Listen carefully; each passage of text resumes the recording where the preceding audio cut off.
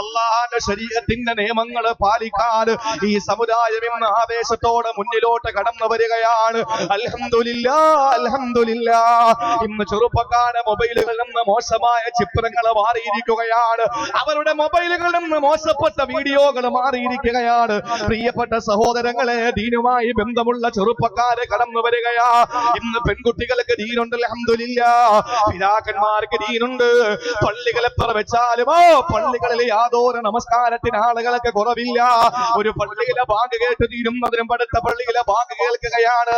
പ്രിയപ്പെട്ടവരെ, മനോഹരമായ അല്ലാഹുവിന്റെ പരിശുദ്ധമായ പള്ളിയുടെ മിനാരത്തിൽ നിന്നുള്ള ബാങ്ക് നാദം മുഴങ്ങുമ്പോ, പ്രിയപ്പെട്ടവരെ, ഈ നാട്ടിൽ അൽഹംദുലില്ലാഹ് നമ്മുടെ നാടുകളിൽ ഒരിക്കൽ പോലും ഇബാദത്തിന്റെ വിഷയത്തിൽ ആളുകൾ പിന്നിലല്ല.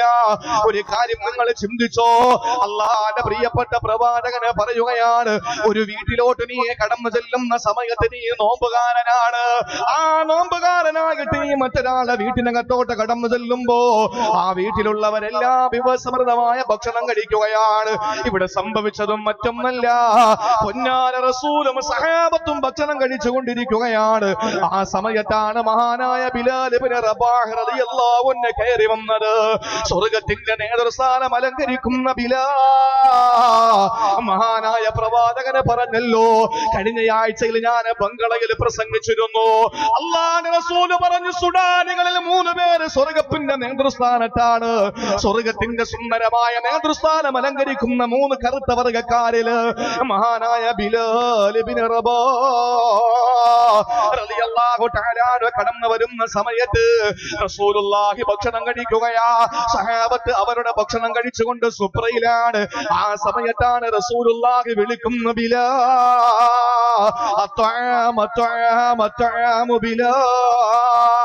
ബിലാലെ വന്ന് ഭക്ഷണം കഴിക്ക്. ഓടി വന്ന് സുപ്രയിലൊന്ന് കൂട് ബിലാലെ. സന്തോഷമല്ലേ, റാഹത്തല്ലേ, ബറക്കത്തല്ലേ. ആ സമയത്ത് ബിലാൽ റളിയല്ലാഹു അൻഹു പറഞ്ഞതെന്തെന്നറിയുമോ? അല്ലാഹുവിന്റെ നബിയേ, ഇന്നി സ്വൈമു യാ റസൂലല്ലാഹ്, ഞാനിന്ന് സുന്നത്ത് നോമ്പ് പിടിച്ചിരിക്കുകയാണ്. എനിക്കും നോമ്പുണ്ട് നബിയേ, ഞാൻ കഴിക്കുന്നില്ല, നോമ്പുകാരനാണ്.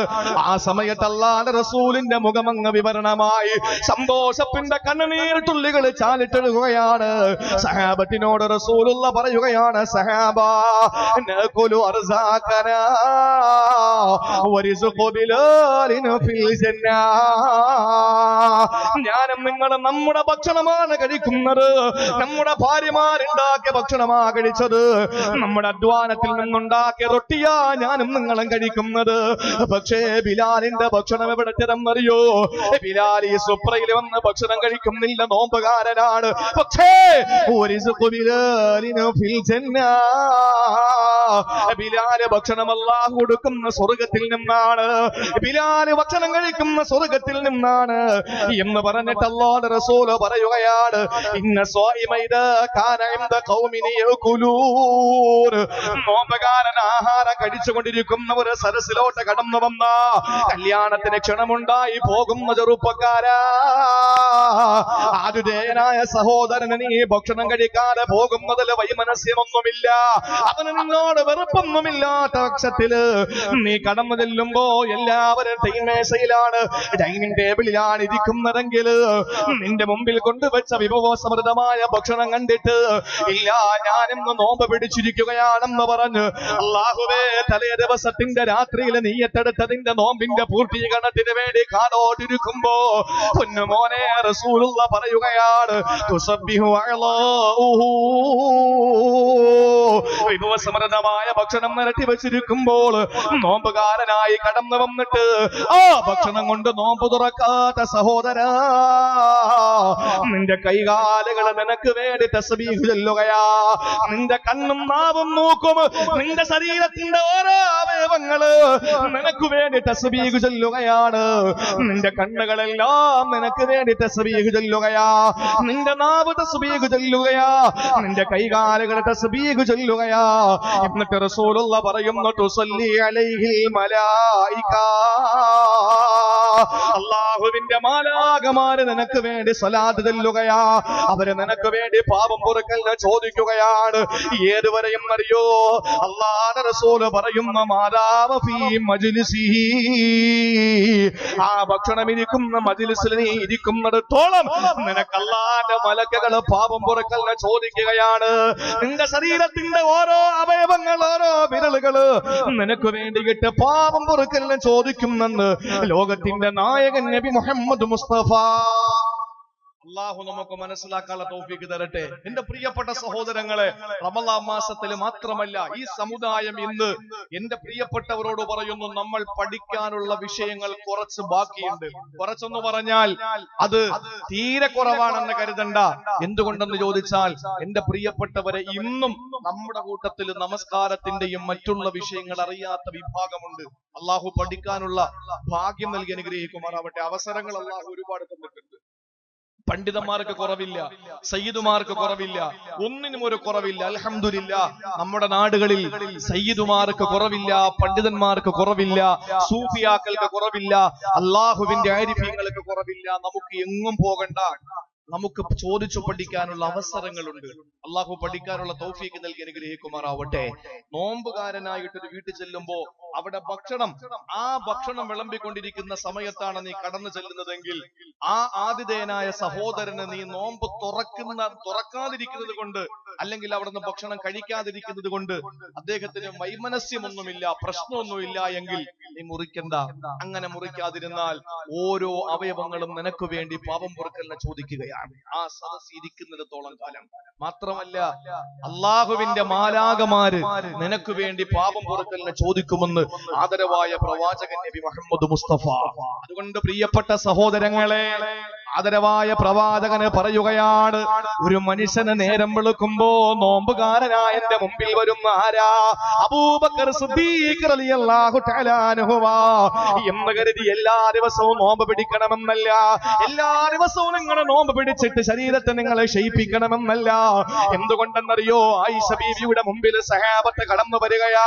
പുണ്യപ്രവാചകനില്ലാത്ത ദിവസം നോക്കിയിട്ട് സഹാബത്ത് ഓടി വരികയാണ്. ആയിഷ ബീവിയോട് ചോദിക്കുന്നു, ആയിഷ ബീവിയേ, അല്ലാഹുവിന്റെ റസൂലിന്റെ ഇബാദത്ത് എങ്ങനെയാണ്? പുണ്യപ്രവാചകന്റെ ആരാധനയുടെ ക്രമമെന്ന് പറയുമോ? ആ സമയത്ത് ആയിഷ ബീവി റളിയല്ലാഹു തആല അൻഹാ റസൂലുള്ളാഹിന്റെ ഇബാദത്തിന്റെ വിശദീകരണം കൊടുക്കുമ്പോ, ആ സമയത്താണ് കടന്നു വന്ന സഹാബാക്കൾ ഒരു വിഭാഗം പറയുകയാണ്, എന്തോരു മഹാത്മ്യമാ, എന്തോരു മഹത്വമാ, എന്തോരു പവറാ, എന്തോരു പ്രത്യേകതയാ. അല്ലാഹുവിന്റെ റസൂല് എത്രത്തോളം ആത്മാർത്ഥമായി ഇബാദത്ത് ചെയ്യുന്നെങ്കിൽ ഞങ്ങളുടെ അവസ്ഥ എന്താണ് പടച്ചവനെ? ഒരാൾ പറഞ്ഞു, ഞാനിനി നോമ്പ് പിടിക്കുന്നു എല്ലാ ദിവസവും. ഒരു ദിവസം പോലും ഞാൻ നോമ്പ് വിടില്ല, എല്ലാ ദിവസവും ഞാൻ നോമ്പുകാരനായിരിക്കും. ഒരൊറ്റ ദിവസം പോലും ഞാൻ നോമ്പ് വിടൂല. മുഴുവൻ ആയുസ് തനിക്ക് തീരുന്നത് വരെ, തന്റെ ആയുസ് ആത്മാവ് ശരീരത്തോട് വിട പറയുന്നത് വരെ തനിക്ക് നോമ്പായിരിക്കുമെന്ന് ഒരു സഹാബി പറഞ്ഞു. രണ്ടാമത്തെ ആള് പറഞ്ഞു, ഞാൻ ഇനി എന്റെ ഭാര്യമാരുടെ അടുക്കലേ പോകുന്ന പ്രശ്നമില്ല, ആ സമയത്ത് കൂടി ഞാൻ ഇബാദത്ത് എടുക്കാൻ പോവാണ്. മൂന്നാമത്തെ ആള് പറഞ്ഞു, ഞാൻ ഇനി കിടക്കുന്ന പ്രശ്നമില്ല, ഉറങ്ങുന്ന പ്രശ്നമില്ല, പാതിരാത്രി മുഴുവനും ഞാൻ ഇനി ആരാധനയിലായിരിക്കും. ഇത് കേട്ടുകൊണ്ട് റസൂലുള്ളാഹി കടന്നു വരികയാണ്. നമ്മൾ ഇങ്ങനെ വേണോ പ്രിയപ്പെട്ടവരെ? ഇന്ന് ഏറ്റവും കൂടുതൽ ചർച്ച ചെയ്യപ്പെട്ടതാണ്, നമുക്കറിയുമല്ലോ, എന്താണ് ദമ്മാജ് സലഫികൾ. ഞാൻ ആ വിഷയത്തെ പറ്റി പ്രസംഗിക്കുന്നില്ല. എന്റെ പ്രിയപ്പെട്ടവരെ, മനുഷ്യനെ സംബന്ധിച്ചിടത്തോളം, ഒരു മുസ്ലിമിനെ സംബന്ധിച്ചിടത്തോളം അവന്റെ ആരാധനകൾ ചുറ്റപ്പെടുത്തിയിരിക്കുന്നത് ശരീരത്തിന് ബുദ്ധിമുട്ടിക്കാൻ വേണ്ടിയിട്ടല്ല. നിങ്ങൾ നോക്കി, അള്ളാഹുവിന്റെ റസൂല് പറഞ്ഞു, കടന്നു വന്നിട്ട് പറഞ്ഞു, മാ ബാലു അഖ്വാം, ഇവർക്ക് എന്തു പറ്റി? ചിലര് പറയുന്നു, ഞങ്ങൾ ഇനി ഞങ്ങളുടെ ഭാര്യമാരടുത്തേ പോകുന്ന പ്രശ്നമില്ല, ആ സമയം കൊണ്ട് ഞങ്ങൾ ഖുർആൻ ഓതും. ചിലര് പറയുന്നു, ഞങ്ങൾക്ക് ഇനി എല്ലാ ദിവസവും ഫുൾ ടൈം നോമ്പാണ്, ഞങ്ങൾ നോമ്പ് തുറക്കുന്ന പ്രശ്നമില്ല. ചിലർ പറഞ്ഞു, ഞങ്ങൾ ഇനി ഉറങ്ങുന്ന പ്രശ്നമില്ല. നബി പറഞ്ഞു, ഞാനാണ് ഏറ്റവും കൂടുതൽ അള്ളാഹുവിനെ സൂക്ഷിക്കുന്നയാള്. ഞാൻ രാത്രി ഉറങ്ങും, ഞാൻ എഴുന്നേറ്റിരുന്ന് ഇബാദത്ത് എടുക്കും, ഞാൻ നോമ്പ് പിടിക്കും, ഇടയ്ക്ക് നോമ്പ് വിടും. എനിക്ക് ഭാര്യമാരുണ്ട്, ഞാൻ ആരാധനകളിൽ കുറവ് വരുത്തുന്നില്ല. ഒരു മുസ്ലിമിനെ സംബന്ധിച്ചിടത്തോളം നാടിന്റെ നടുവിൽ നിന്നിട്ടാണ് അവൻ സൂഫിയാകേണ്ടത്, അല്ലാതെ ഏതെങ്കിലും ഒഴിഞ്ഞ ഭാഗത്ത് പോയിരുന്നിട്ട് ജനങ്ങളുമായിട്ട് ബന്ധപ്പെടാതെ അല്ല ഒരു മനുഷ്യൻ ആരാധനകൾ ചെയ്യേണ്ടത്. ആളുകളുടെ മുമ്പിൽ ഇരുന്നുകൊണ്ട്, ആളുകളുടെ നടുവിൽ നിന്നുകൊണ്ട് പരസ്പരമുള്ള ബാധ്യതകളെ നിറവേറ്റിക്കൊണ്ടാണ് ഒരു മനുഷ്യൻ അല്ലാഹുവിലേക്ക് എത്തപ്പെടുക. അള്ളാഹു നമുക്ക് മനസ്സിലാക്കാനുള്ള ബോധം തരട്ടെ. അതുകൊണ്ട് റസൂലുള്ളാഹി പറഞ്ഞു, നിങ്ങൾ അങ്ങനെ ആകണം, അല്ലാതെ എല്ലാം വെച്ച് കെട്ടിയിട്ട് ഓടലല്ല. അതുകൊണ്ടാണല്ലോ മഹാനായ അബ്ദുല്ലാഹി ഇബ്നു അംർ റളിയല്ലാഹു അൻഹു ഒരു ദിവസം നബി തങ്ങളുടെ മുമ്പിൽ വരികയാണ്. ഇത് കേൾക്കുമ്പോ എല്ലാ ദിവസവും നോമ്പ് പിടിച്ചേക്കാം, ഞാൻ ഇനി തീരുമാനിച്ചു കഴിഞ്ഞു, മരിക്കുന്നത് വരെ ഞാൻ എല്ലാ ദിവസവും നോമ്പ് പിടിക്കാം, അങ്ങനെ ഒരു തീരുമാനം ആരും എടുക്കാൻ പാടില്ല. അങ്ങനെ എടുത്ത ഒരു തീരുമാനമെടുത്തൊരു സഹാബി ഉണ്ടായിരുന്നു, അബ്ദുല്ലാഹി ഇബ്നു അംർ റളിയല്ലാഹു അൻഹു. നബി തങ്ങളുടെ മുമ്പിൽ കടന്നു വന്നു. നബി ചോദിച്ചു, അബ്ദുല്ലാഹി ഇബ്നു അംറേ, നീ എല്ലാ ദിവസവും നോമ്പ് പിടിക്കുകയാണല്ലേ? അതേ നബിയെ. നീ രാത്രി മുഴുവൻ നിസ്കാരമാണല്ലേ? അതേ റസൂലേ, ഞാൻ പാതിരാത്രി ഉറങ്ങാറില്ല, ഞാനൊരു ദിവസം പോലും നോമ്പ് ഉപേക്ഷിക്കാറില്ല, ഞാൻ എപ്പോഴും നോമ്പാണ്, രാത്രി എനിക്ക് ഉറക്കമില്ല, ഇബാദത്താണെന്ന് പറഞ്ഞപ്പോൾ അല്ലാഹുവിന്റെ റസൂല് പറയുകയാണ്, ഫലാ തഫ്അൽ, നീ അങ്ങനെ ചെയ്യല്ലേ അബ്ദുല്ലാഹി ഇബ്നു അംറേ, നീ അങ്ങനെ ചെയ്യാൻ പാടില്ല. അല്ലാഹുവിന്റെ റസൂല് പറയുകയാണ്, നീ നോമ്പ് പിടിക്കുക, ഇടയ്ക്കൊക്കെ നോമ്പ് വിടുക, അതുപോലെ കുംവനം നീ ഉറങ്ങുക, നീ എഴുന്നേറ്റ് നമസ്കരിക്കുക, എപ്പോഴും കിടന്നുറങ്ങാൻ പാടില്ല, ഇടയ്ക്കിടയ്ക്ക് നമസ്കാരത്തിന് വേണ്ടി എഴുന്നേൽക്കുക, നീ അങ്ങനെ നിസ്കാരത്തോടെ രാത്രി കഴിച്ചു കൂട്ടാൻ പാടില്ല, ഉറങ്ങണമെന്നിട്ട് നബിതങ്ങൾ പറയുകയാണ്, فإن لجسدك عليك حقا وإن لعينك عليك حقا وإن لزوجك عليك حقا وإن لزوجك عليك حقا. റസൂലുള്ളാഹി അബ്ദുല്ലാഹി ഇബ്നു അംർ റളിയല്ലാഹു അൻഹുവിനോട് പറയുകയാണ്, നിന്റെ ശരീരത്തോട് നിനക്കൊരു ബാധ്യതയുണ്ട് മോനെ, നിന്റെ ശരീരത്തെ ബുദ്ധിമുട്ടിക്കാനല്ല, നിന്റെ ശരീരത്തോട് നിനക്കൊരു ബാധ്യതയുണ്ട്, അതുപോലെ നിന്റെ പ്രിയപ്പെട്ട ഭാര്യയോടൊരു ബാധ്യത നിനക്കുണ്ട്, നിന്റെ കണ്ണുകളോട് നിനക്കൊരു ബാധ്യതയുണ്ട്, നിന്നെ സന്ദർശിക്കാൻ വരുന്ന വിസിറ്റേഴ്സിനോടൊരു ബാധ്യത നിനക്കുണ്ട്. അതുകൊണ്ട് നീ എന്താണ് വേണ്ടത്? നീ നോമ്പ് പിടിക്കേണ്ടത് 3 ദിവസമാണ്. മാസത്തിൽ 3 ദിവസം നീ നോമ്പ് പിടിച്ചു കഴിഞ്ഞാ, ഒരു മാസത്തിലെ 3 ദിവസം നീ നോമ്പ് പിടിച്ച, ആദരവായ പ്രവാചകന് പറയുകയാണ്, അല്ലാഹുവിന്റെ റസൂല് പറയുകയാണ്, ആരെങ്കിലും ഒരു മാസത്തിൽ 3 നോമ്പ് പിടിച്ചു കഴിഞ്ഞാൽ മിൻകുല്ലി ശഹരിന സൗമുദ്ദിഹിരി കുല്ലിഹി, മാസം മുഴുവനും നോമ്പ് പിടിച്ചതുപോലെയാണ്. 3 ദിവസം, മാസത്തിൽ 3 ദിവസം നോമ്പ് പിടിച്ചാൽ ഒരു മാസം മുഴുവനും നോമ്പ് പിടിച്ചതുപോലെയാണ്. കാരണം എന്താണ്? ഒരു നോമ്പിന് ഒരു പുണ്യത്തിനുള്ള എത്ര പ്രതിഫലം തരുന്നത്? 10. ഒന്നിന് 10 ആണ് എന്റെ പ്രിയപ്പെട്ടവരെ. അപ്പൊ ഒരു നോമ്പ് പിടിച്ച 10 നോമ്പ് പിടിച്ചതിന്റെ പ്രതിഫലം അല്ലാഹു തരും. അങ്ങനെ 3 നോമ്പ് പിടിക്കുമ്പോഴോ 30 നോമ്പ് പിടിച്ചതിന്റെ പ്രതിഫലം അല്ലാഹു തരുന്നു.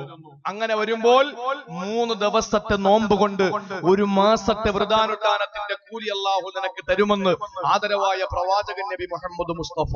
ഇതങ്ങോട്ട് പറഞ്ഞപ്പോ, ഇത് പറയുമ്പോ നമ്മുടെ മനസ്സിലും വരും, അല്ലാഹുവേ, നമുക്ക് അങ്ങനെയല്ല, ആരോഗ്യം തന്നനുസരിച്ച് കൂടുതൽ ചെയ്യാനുള്ള കഴിവ് നമുക്കുണ്ടല്ലോ, അതിനേക്കാളും കഴിവുള്ളവരുണ്ട്. മാസത്തില് 3 നോമ്പല്ല, അധികം പിടിക്കാനുള്ള ആരോഗ്യമുള്ളവരുണ്ടാകുമ്പോൾ അബ്ദുല്ലാഹി ഇബ്നു അംർ റളിയല്ലാഹു അൻഹു വന്നിട്ട് പറഞ്ഞു, നബിയെ, എനിക്ക് അതിനേക്കാളും ആരോഗ്യമുണ്ട്, 3 നോമ്പിലാക്കണ്ട, എനിക്ക് അല്പം കൂടെ പിടിക്കണമെന്ന് ആഗ്രഹമുണ്ട്, ഞാൻ എന്താ വേണ്ടത്?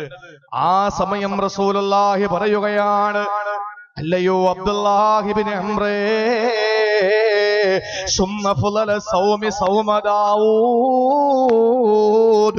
ദാവൂദ് നബി അലൈഹിസ്സലാത്തു വസ്സലാമിന്റെ നോമ്പ് നീ ഒന്ന് പിടിക്കുമോ? ദാവൂദ് നബിയുടെ നോമ്പ് നീ ഒന്ന് പിടിക്കുമോ? ദാവൂദ് നബി അലൈഹിസ്സലാത്തു വസ്സലാമിന്റെ നോമ്പ് എങ്ങനെയാണ്? സിയാമു യൗമിൻ വ ഇഫ്താർ യൗം, സിയാമു യൗമിൻ വ ഇഫ്താർ യൗം. ഒരു ദിവസം നോമ്പാണെങ്കിൽ പിറ്റന്ന് നോമ്പില്ല, 3 നോമ്പാണ്, 4 നോമ്പില്ല. അല്ലാഹുവിന്റെ റസൂൽ പറഞ്ഞു, അങ്ങനെയാണെങ്കിൽ നീ ദാവൂദ് നബിയുടെ നോമ്പ് പിടിച്ചോ എന്ന് പറഞ്ഞാൽ, പ്രിയപ്പെട്ട സഹോദരിമാരെ, സഹോദരങ്ങളെ, ഒരു മുസ്ലിമിനെ സംബന്ധിച്ചിടത്തോളം എല്ലാ ദിവസവും നോമ്പ് പിടിക്കണ്ട. പക്ഷെ സുന്നത്തായ നോമ്പുകൾ പിടിക്കുമ്പോ അവന് പാവപ്പെട്ടവന്റെ വിശപ്പറിയുകയാ, പാവപ്പെട്ടവന്റെ വിശപ്പിന്റെ വിളിയാളം അറിയുകയാണ്.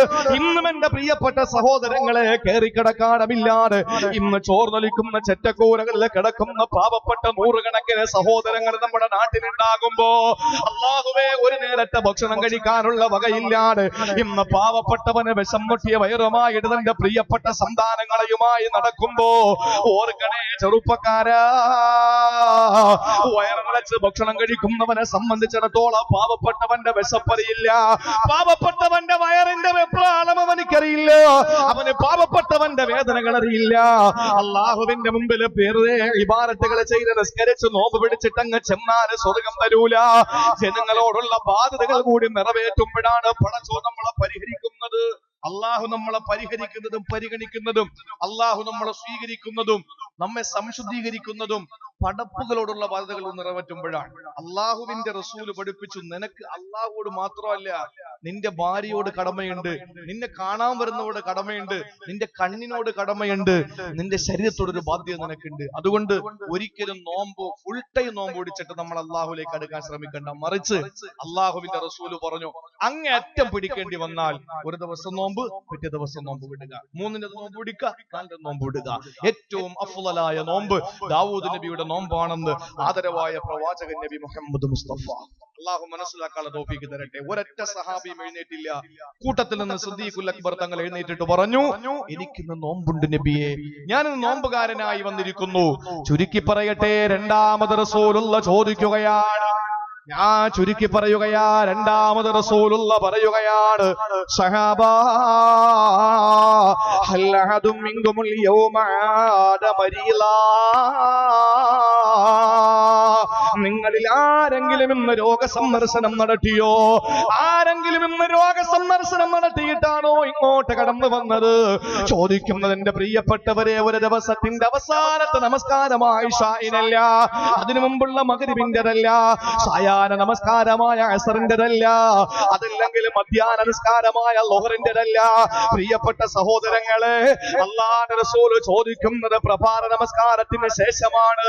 ഇന്ന് നിങ്ങളിൽ ആരാണ് രോഗസന്ദർശനം നടത്തിയത്? ആരെങ്കിലും ഉണ്ടോ?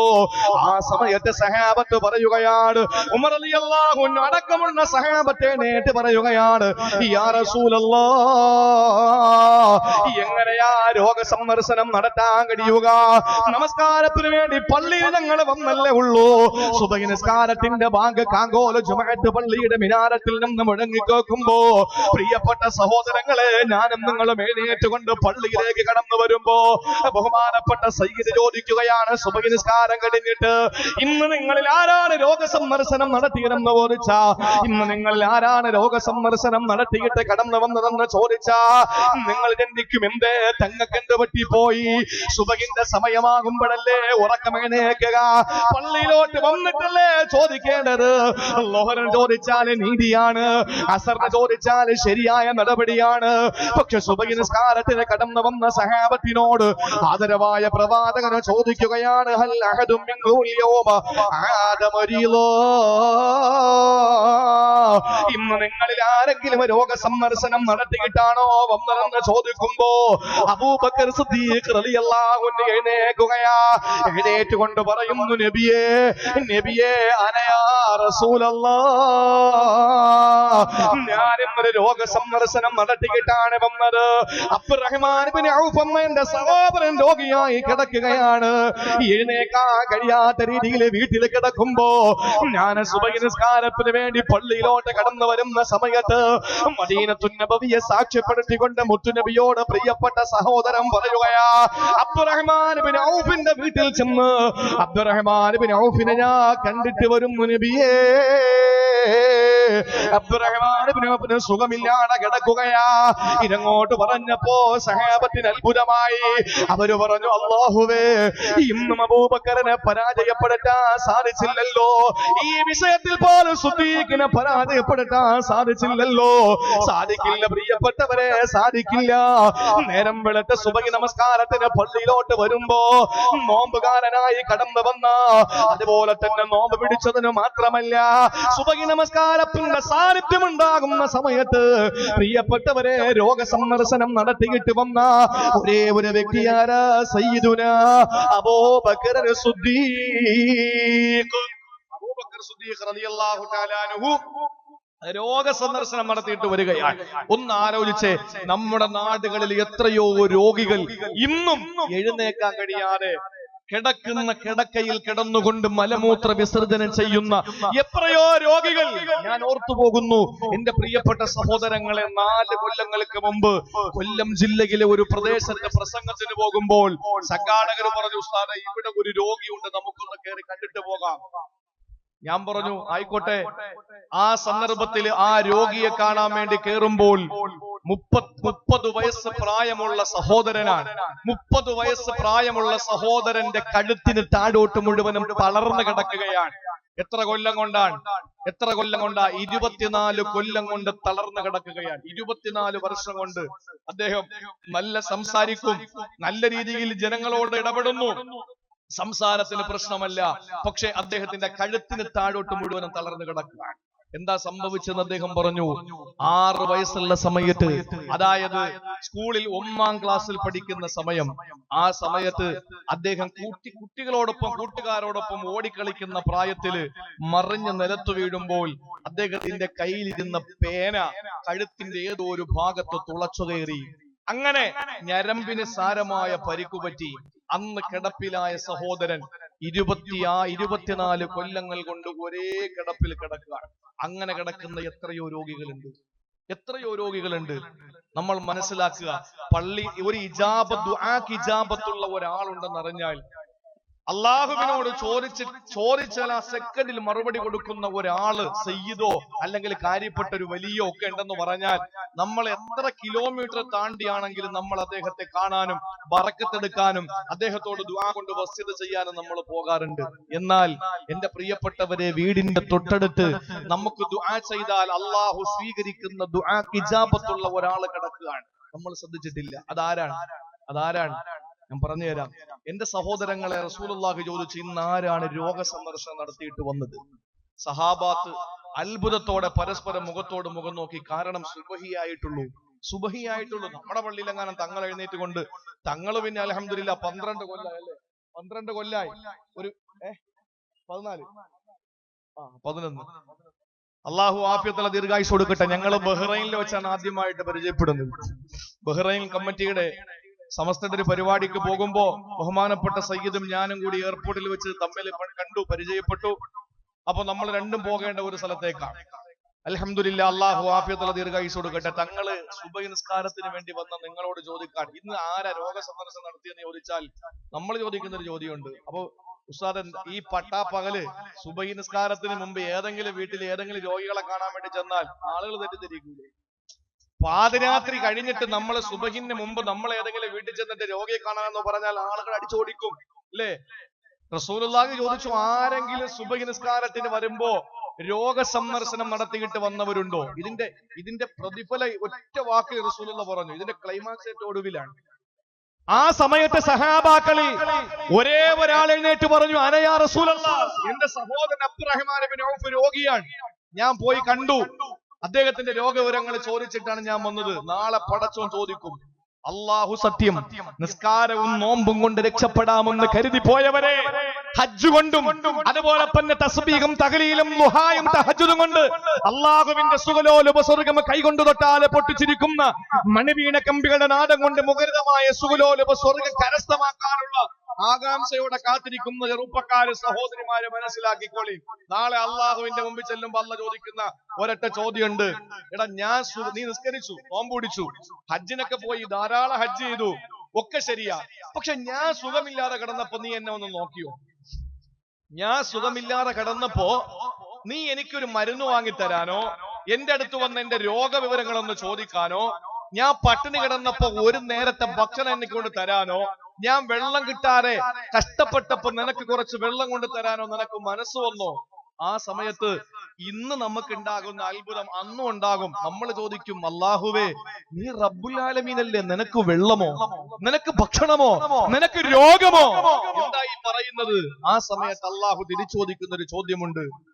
എന്റെ ഒരു അടിമ, നിന്റെ ഒരു സഹോദരൻ നിന്റെ വീടിന്റെ അപ്പുറത്ത് രോഗം പിടിപെട്ട് കിടക്കുമ്പോ നീ അവനെ ഒന്ന് ചെന്ന് കണ്ടിരുന്നോ? അവനെ ഒന്ന് ചെന്ന് കണ്ടിട്ട് അവനോട് അവന്റെ രോഗവിവരങ്ങളെ പറ്റി ചോദിച്ചിരുന്നെങ്കിൽ നിനക്ക് എന്നെ അവിടെ എത്തിക്കാൻ കഴിയുമായിരുന്നു. നാളെ റബ്ബ് ചോദിക്കുന്നതാ. നിസ്കാരം കണക്കിനധികമായി, നോമ്പ് എണ്ണമില്ല, ഹജ്ജിനാണെങ്കിലോ ഒരു കണക്കുമില്ല, ഉംറ എണ്ണിയ തീരൂല. ഇതെല്ലാം കൂടെ നമ്മൾ നേരെ സ്വർഗത്തിൽ പോകാമെന്ന് പറഞ്ഞ് റെഡിയായി കരുതി ശരിയായി നമ്മൾ സ്വർഗം സ്വപ്നം കണ്ടുകൊണ്ട് അങ്ങോട്ട് ചെല്ലുമ്പോ അള്ളാഹ് ചോദിക്കുന്ന ഒറ്റ ചോദ്യം, ഞാൻ സുഖമില്ലാതെ കിടന്നപ്പോ നീ എന്നെ എന്നോ നോക്കാത്തത്? അള്ളാഹുവേ, നീ സുഖമില്ലാതാകൂലെന്നല്ലേ പള്ളിയിലെ മൊയ്ലാക്കന്മാർ ഞങ്ങളെ പഠിപ്പിച്ചത്? ശരിയാണ്, പക്ഷെ ഇന്ന സഹോദരൻ രോഗിയായി കിടന്നപ്പോൾ അവനെ ഒന്ന് സന്ദർശിക്കാനുള്ള മനസ്സ് നിനക്കുണ്ടായോ? ഇല്ലല്ലോ. അങ്ങനെ നീ അവനെല്ലാം നീ അവനെ കണ്ടിരുന്നെങ്കിൽ, അവന്റെ അടുക്കൽ ഒന്ന് പോയിരുന്നെങ്കിൽ നിനക്ക് എന്നെ അവിടെ എത്തിക്കാൻ കഴിയുമായിരുന്നെന്ന് പറഞ്ഞ് റബ്ബ് ചോദിക്കുമ്പോ കൈകെട്ടി നിൽക്കാൻ പാടില്ല. നമുക്ക് പറയണമല്ല, ഇന്ന ഇന്ന സഹോദരങ്ങളെ കാണാൻ ഞാൻ പോയിട്ടുണ്ട്. അതുകൊണ്ട് രോഗികൾ എവിടെയുണ്ടോ അവിടെ ചെല്ല്. ഏതെങ്കിലും ഒരു രോഗസന്ദർശനത്തിന് വേണ്ടി ഒരാള് നടന്നു പോയാൽ വാനലോകത്തുള്ള മാലാകമാര് വിളിച്ചു പറയുകയാ, ലോകത്തുള്ള ആത്മാ അല്ലാഹുവിന്റെ പരിശുദ്ധമായ പരിവാരം പോലെ പാരാവാരം പോലെ പരന്നു കിടക്കുന്ന മാലാക സമൂഹത്തിൽ നിന്ന് മാലാകമാര് വിളിച്ചു പറയുകയാണ്, ആകാശ ലോകത്തിൽ നിന്ന് മലക്കുകളെ വിളിച്ചു പറയുകയാണ്, എടോ നിന്റെ നടത്തം ഫലപ്രദമായി, നിന്റെ നടത്തം ഫലപ്രദമായി. നിസ്കാരത്തിലേക്ക് പോകുന്നവനെ ഇത് വിളിച്ചു പറയൂല, മലക്കുകളെ വിളിച്ചു പറയൂല. അബ്ദിന് വേണ്ടി പോകുന്നവനെ തവാഫ് ചെയ്യുന്ന മലക്കുകളെ വിളിച്ചു പറയൂല. സഈ ചെയ്യുന്നവനെ മലക്കുകളെ വിളിച്ചു പറയൂല. വഅള കേൾക്കാൻ വരുന്നവരെ നടത്തം കണ്ടിട്ട് മലക്കുകളെ വിളിച്ചു പറയൂല. പക്ഷേ തൊട്ടടുത്തുള്ള രോഗിയെ സന്ദർശിക്കാൻ പോകുന്ന മുസ്ലിം ചെറുപ്പക്കാരാ, നടന്നു പോകുന്ന സമയത്ത് വാനലോകത്ത് നിന്ന് മലക്കുകളെ വിളിച്ചു പറയുകയാണ്, നിന്റെ നടത്തം ഫലപ്രദമായി മോനെ, നിന്റെ നടത്തം ഫലപ്രദമായി.